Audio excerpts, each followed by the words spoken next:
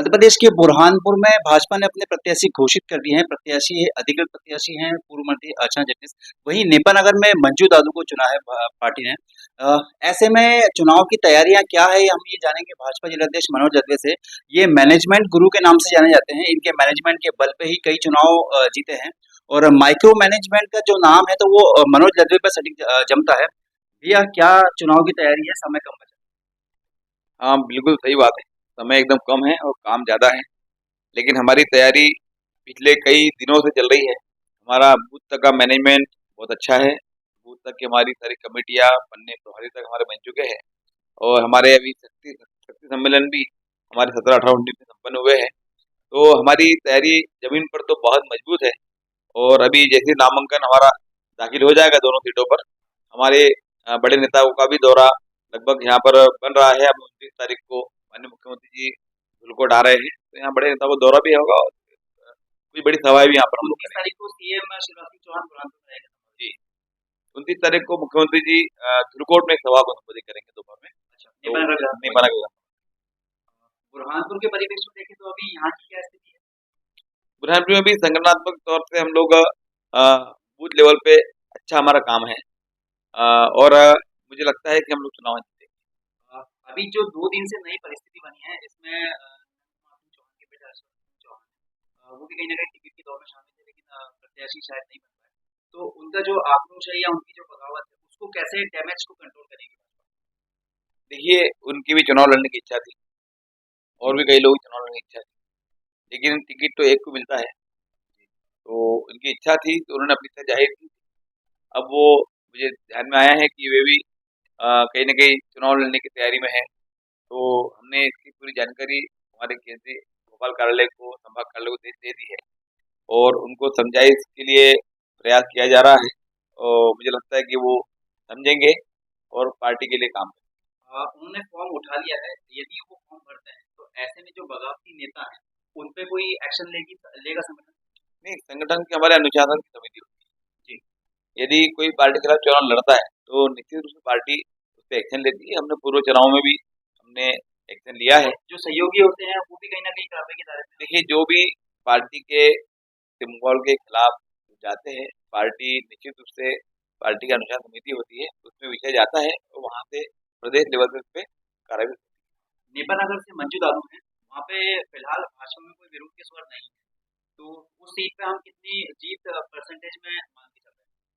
है। नेपानगर में हम लोग बहुत अच्छी स्थिति में हैं। वहाँ पर मंजू दादू हमारी पूर्व विधायक रही है। उनके पिताजी का बड़ा नाम है। उन्होंने बहुत लंबे समय तक नेपाल नगर विधानसभा की सेवा किया है और उनका परिवार एक प्रतिष्ठित परिवार है। उनको पार्टी ने टिकट दिया है और वहाँ वातावरण अच्छा है। वहाँ हमारा संगठन भी बहुत मजबूत है। हमने पिछले दोनों चुनाव में, उपचुनाव में हम लोग 26,000 वोट चुनाव जीते थे और लोकसभा उपचुनाव में भी हम लोग वहाँ पर 35,000 की लीड हम लेके हम लोग बहुत आगे रहे। इस बार भी हम लोग बहुत अच्छी लीड से चुनाव जीते। इसमें एक चीज और थी कि कल यहाँ पे सांसद रियांशु पाटिल जी की जब भी बात करी तो उन्होंने साफ तौर पे कहा है कि हमें मुबालसे में नहीं और हमें काम करना है। जी। तो उसको भी भाजपा ध्यान रखेगी कहीं ना कहीं? नहीं, बिल्कुल। हमारे सांसद जी ने पूर्व में पिछले 2018 में जो स्थिति हमारी बनी थी, बहुत सारी सीटें हम लोग 200, 500, 1000 वोट से हारे थे। उस कारण हमारी सरकार नहीं बन पाई थी।